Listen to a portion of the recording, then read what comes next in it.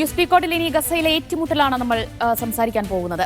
Hamas ഉപമേധാവി Salih അൽ അറൂറിയെ Israel drone ആക്രമണത്തിൽ വധിച്ചതോടെ യുദ്ധമുഖം മാറുമെന്ന ആശങ്കയിലാണ് ഇപ്പോൾ ലോകമൊന്നാകെയുള്ളത്. ലബനാൻ തലസ്ഥാനത്ത് നടന്ന സ്ഫോടനത്തിലായിരുന്നു അറൂറിയും അതുപോലെ 2 അൽ ഖസം കമാൻഡർമാർ കൊല്ലപ്പെട്ടത്.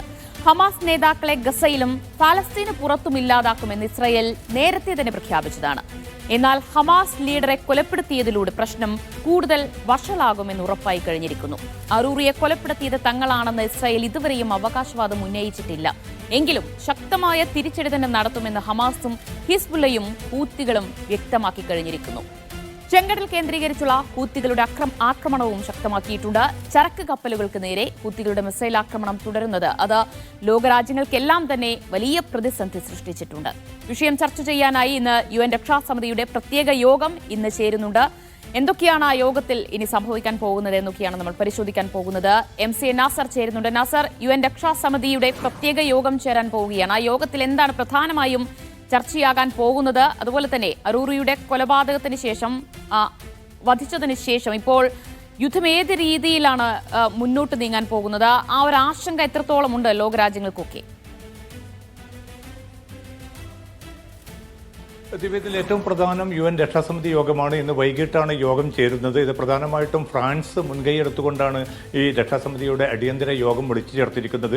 അതിൽ പ്രധാനമായിട്ടും ചർച്ച ചെയ്യുന്നത് ചെങ്കടലിൽ രൂപപ്പെട്ടിരിക്കുന്ന ഹൂത്തി ഭീഷണിയും അതേ തുടർന്നുള്ള ചരക്ക് കടത്തുമായി ബന്ധപ്പെട്ട പ്രതിസന്ധിയുമാണ്. ഈ ഒരൊറ്റ വിഷയത്തിൽ ഊന്നിക്കൊണ്ടായിരിക്കും രക്ഷാസമിതി ഇക്കാര്യം ചർച്ച ചെയ്യുക. കാരണം നമുക്കറിയാൻ സാധിക്കും, നേരത്തെ തന്നെ നിരവധി കപ്പലുകൾക്ക് നേരെ ചെങ്കടൽ ഭാഗത്ത് ആക്രമണം നടത്തിയിരുന്നു. ഇസ്രായേലിലേക്കുള്ള ഒരു കപ്പലും അനുവദിക്കുകയില്ല എന്ന ഉറച്ച തീരുമാനത്തിലും അതുമായി ബന്ധപ്പെട്ട തുടർ നടപടികളിലുമാണ് ഹൂത്തി വിഭാഗം ഏർപ്പെട്ടിരിക്കുന്നത്. അതിന്റെ ഭാഗമായി ഇന്നും 2 ബാലിസ്റ്റിക് മിസൈലുകൾ കപ്പലുകൾക്ക് നേരെ തൊടുത്തുവിട്ടതായിട്ട് ഹൂത്തി വിഭാഗം ഔദ്യോഗികമായി സ്ഥിരീകരിക്കുകയും ചെയ്തിട്ടുണ്ട്. ഇസ്രായേലിലേക്കുള്ള ഒരു കപ്പലും അനുവദിക്കുകയില്ല എന്ന തങ്ങളുടെ പ്രഖ്യാപിത നിലപാടിൽ മാറ്റമില്ല എന്നുകൂടി വ്യക്തമാക്കിയിട്ടുണ്ട്. അതോടൊപ്പം തന്നെയാണ് അമേരിക്ക ഉൾപ്പെടെയുള്ള വിവിധ ലോകരാജ്യങ്ങൾ, അമേരിക്കൻ അനുകൂലികളായിട്ടുള്ള രാജ്യങ്ങളുടെ കപ്പലുകൾ നാവിക സുരക്ഷാ സേനക്ക് രൂപം നൽകി ആ കപ്പലുകളും ഇപ്പോൾ ചെങ്കടൽ മേഖലയിലുണ്ട്. അതുകൊണ്ട് ഇതിന്റെ തുടർച്ച എന്ന നിലയ്ക്കാണ് ഹൂത്തികളുടെ അഭ്യർത്ഥന മാനിച്ചുകൊണ്ട് ഇറാൻ തങ്ങളുടെ യുദ്ധക്കപ്പൽ കൂടി ഈ ചെങ്കടൽ ഭാഗത്തേക്ക് നിയോഗിച്ചതോടുകൂടിയാണ് ഈ സംഘർഷത്തിന് കൂടുതൽ വൈപുല്യം വന്നിരിക്കുന്നത്. പക്ഷേ ഏതെങ്കിലും അർത്ഥത്തിൽ ഈ ഹൂത്തികൾക്കെതിരെ ഒരു ആക്രമണം ഉണ്ടാവുന്നത് മേഖലയിൽ സ്ഥിതിഗതികൾ വളരെ വഷളാക്കും. അതുകൊണ്ട് അത്തരം നീക്കങ്ങളിൽ നിന്ന്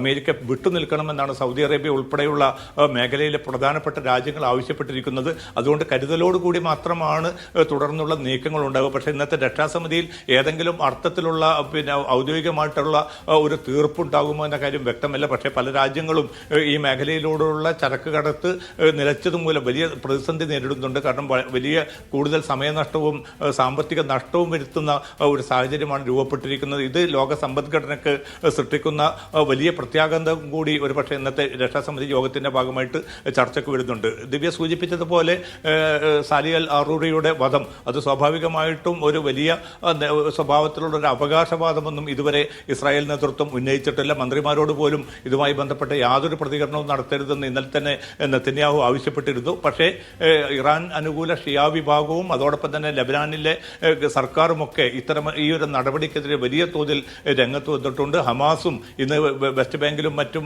ദുഃഖാചരണ ഭാഗമായിട്ട് ഒരു ഹർത്താൽ സ്വഭാവത്തിലാണ് കാര്യങ്ങൾ നീങ്ങുന്നത്. അതിശക്തമായിട്ടുള്ള തിരിച്ചടി ഈ ഒരു കൊലയ്ക്കയുടെ പേരിൽ ഇസ്രായേലിന് നേരെ ഉണ്ടാകുമെന്ന് ഈ വിഭാഗങ്ങളൊക്കെ തന്നെ മുന്നറിയിപ്പ് നൽകിയിട്ടുണ്ട്. ഇറാനും വളരെ ശക്തമായിട്ടുള്ള മുന്നറിയിപ്പാണ് നൽകിയിരിക്കുന്നത്. ചെറുത്തുനിൽപ്പ് പോരാളികളുടെ പ്രത്യാക്രമണത്തെ അമേരിക്കയും അമേരിക്കയോടൊപ്പം നിൽക്കുന്ന രാജ്യങ്ങളും കരുതിയിരിക്കണം എന്നുകൂടി ഇന്നലെ ഇറാൻ വ്യക്തമാക്കിയിട്ടുണ്ട്. അത്തരമൊരു സാഹചര്യം സ്വാഭാവികമായിട്ടും ഒരു അപകടകരമായിട്ടുള്ള അവസ്ഥ സൃഷ്ടിച്ചിട്ടുണ്ട്. പക്ഷേ വളരെ കരുതലോടുകൂടി മാത്രമാണ് അമേരിക്കയും ഇസ്രായേലും ഈ ഒരു സംഭവ വികാസങ്ങളും തുടർ നീക്കങ്ങളെയും വീക്ഷിക്കുന്നത്. അതോടൊപ്പം ലബനാൻ അതിർത്തിയിലേക്ക് കൂടുതൽ സൈന്യത്തെ അയച്ചുകൊണ്ട് ആ മേഖലയിൽ ഒരു യുദ്ധസന്നാഹങ്ങൾ ഇസ്രായേൽ വർദ്ധിപ്പിച്ചതായിട്ടുള്ള റിപ്പോർട്ടുകളും ഇപ്പോൾ ഏറ്റവും അവസാനം പുറത്തു വരുന്നുണ്ട്. ഇന്നിപ്പോൾ UN രക്ഷാസമിതി യോഗത്തിൽ എന്ത് ഇടപെടൽ ഉണ്ടാകാനാണ് സാധ്യത? നേരത്തെ അമേരിക്കയുടെ നേതൃത്വത്തിൽ ചെങ്കടൽ ആക്രമണം തടയാൻ ഒരു സംയുക്ത സേനയൊക്കെ രൂപീകരിച്ചിരുന്നല്ലോ. അപ്പോൾ UN-ന്റെ നേതൃത്വത്തിലും ആ രീതിയിൽ ഒരു സേന രൂപീകരിക്കുന്ന ഒരു നടപടിയോ ഇടപെടലോ എന്തെങ്കിലും ഉണ്ടാകുമോ?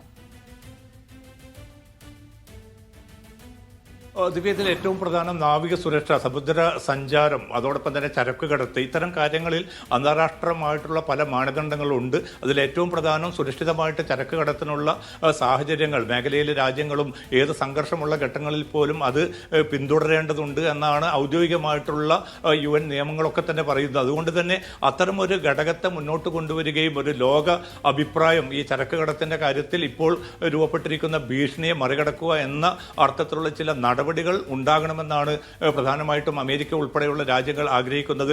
ഫ്രാൻസും ഏറെക്കുറെ അതുമായി ബന്ധപ്പെട്ട പ്രതികരണമാണ് നടത്തിയിരിക്കുന്നത്.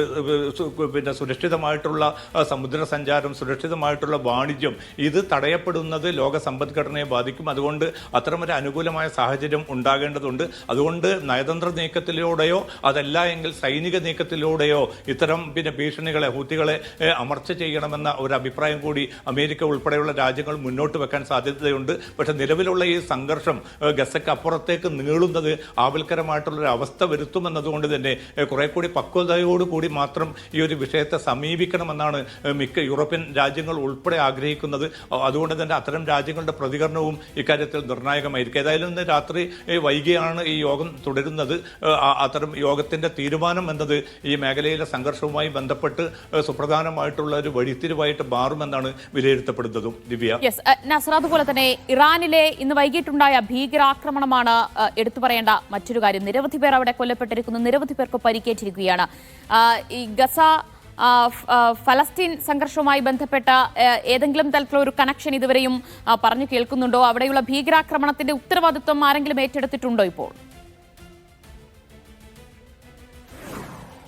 ദിവ്യ, ഇപ്പോൾ ഏറ്റവും അവസാനമായിട്ട് ഇറാൻ വൈസ് പ്രസിഡന്റിന് ഒരു പ്രസ്താവന വന്നിരിക്കുന്നു. അദ്ദേഹം പറയുന്നത് ഈ കർമാനിൽ നടന്ന ഇരട്ട സ്ഫോടനത്തിന് പിന്നിൽ സയനിസ്റ്റ് ഏജന്റുമാരും അവരെ പിന്താങ്ങുന്നവരുമാണ്.